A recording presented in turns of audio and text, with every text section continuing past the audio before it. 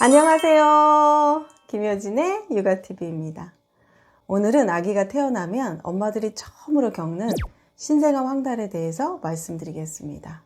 이 신생아 황달은요, 모유든 분유든 아기가 뭘 먹든지 간에 만사가의 60%가, 조산은 80%가 오는 신생아의 가장 흔한 생리적인 문제로요. 결론부터 말씀드리자면 신생아 황달은 걱정 안 하셔도 됩니다. 조리원에서 황달로 아기가 입원하면요, 첫째 엄마들은 특히 울고불고 밥도 못 드시고 잠도 못 주무실 정도로 걱정을 많이 하시는데, 이거는 걱정 안 하셔도 되는 병입니다. 진짜 걱정해야 하는 이 병리적인 황달은요, 태어나자마자 24시간 이내에 황달이 발생하는 경우입니다. 그리고 황달을 확인하기 위해 모유수를 중단하지 않습니다. 그러니까 결론은요, 황달이 있다고 해서 젖을 끊지 않습니다. 이 황달이 생기는 이유는, 황달을 일으키는 이 노란색의 빌리루빈은 적혈구가 정상적으로 수명이 다해서 깨졌을 때 만들어져서 이 간을 통해서 대변으로 나가는데, 신생아 때는 간이 아직 미숙해서요, 이 빌리루빈 처리가 잘 안 돼서 몸에 축적이 되는 겁니다. 그래서 얼굴부터 노랗게 되기 시작해서 점점 심해지면 밑으로 내려가서 다리, 발목, 나중엔 손바닥, 발바닥, 아니면 이 흰 눈동자까지요, 노랗게 되면 15mg/dL 이상입니다. 지금부터는 이 mg/dL라는 이 단위의 말은 생략하도록 하겠습니다. 자, 우리나라는요, 출산 초기에 수유를 안 해서, 특히 요즘은요, 코로나 때문에 아예 엄마하고도 접촉도 못하게 해서 병원에서 단 한 번도 모유를 빨리지도 못하고 집으로 가는 경우가 많은데, 생후 일주일 이내에 황달은 젖을 잘 먹지 못해서요, 섭취 부족으로 오는 황달이기 때문에 낳자마자 최대한 모유를 빨리 쉬어야 합니다. 이 생리적인 황달은 2, 3일에 시작해서 5일에 피크치에 도달하는데, 생후 8일에서 9일부터는 수치가 떨어지기 시작합니다. 그래서 이 최고치일 때 빌리루빈 수치가요, 12.9 이하면 정상입니다. 그런데 이 피크도 아닐 때 검사해서요, 11이나 12 정도밖에 안 되는데도 치료한다고 엄마랑 떨어뜨리고 직수를 안 시키고 유축해오라고 하는데, 유축해서 젖병에 갖다 줘서 먹으나 직수나 먹이는 건 똑같은 모유인데 힘들게 유축하지 마시고요, 직수하는 게 더 빨리 황달이 없어집니다. 왜냐하면 이 빌리루빈요, 대변으로 98%가 몸 바깥으로 나가기 때문에 대변을 자꾸 보게 해야 합니다. 그리고 신생아 반사 중에서요, 엄마 젖을 이렇게 빨면요, 이 빨면서 부지직 싸는 배변 반사가 있습니다. 그래서 아기들이 먹으면서 중간중간에 자꾸 싸는 건데, 이 모유를 빨리면 대변을 많게는 8번에서 10번까지도 싸기 때문에 분유보다는, 젖병으로 먹이는 것보다는 젖을 빨리는 게 더 빨리 빠집니다.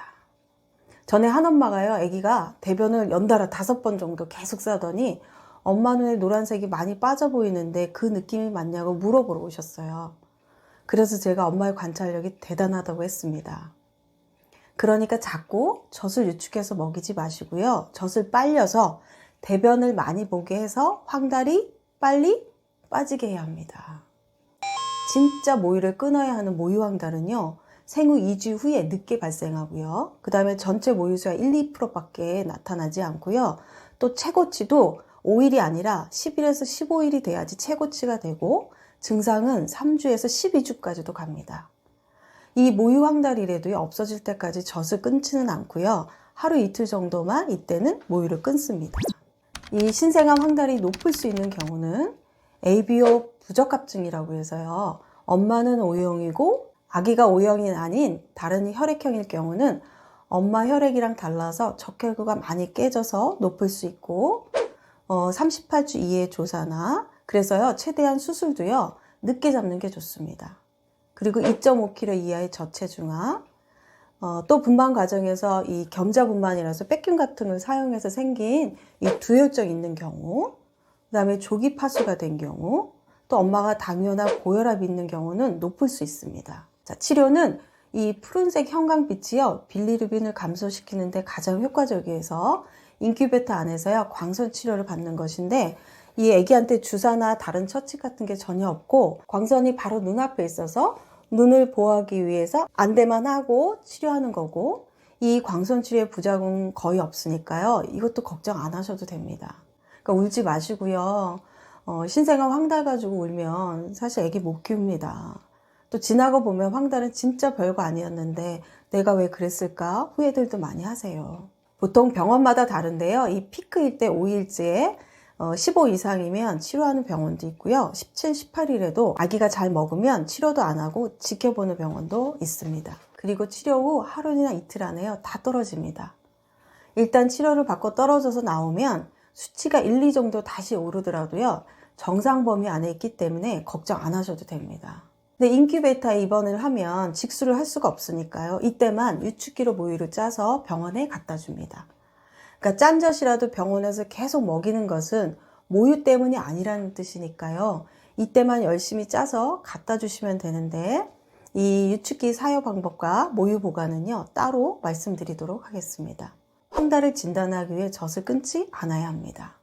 그런데 일반적으로 무조건 먹이지 말라고 하거나 혼합을 권유합니다. 그러니까 엄마들이 계속 혼합을 해도 빨리 떨어지지 않는다고 하세요. 왜냐하면 모유만 먹이지 않아서입니다.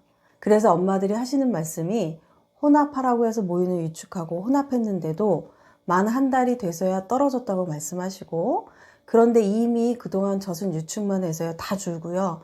아기는 젖병만 빨아서 유도운동으로 젖을 안 빨려고 하니까 엄마들이 좌절하고 화도 난다고 찾아옵니다.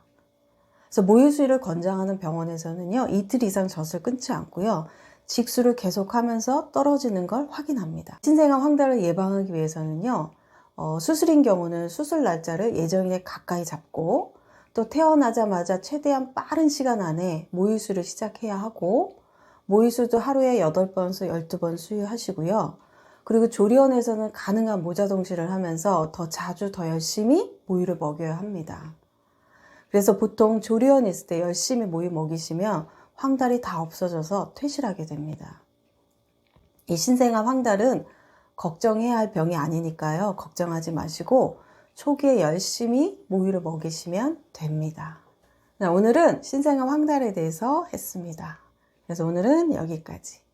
감사합니다. 행복한 육아 되세요.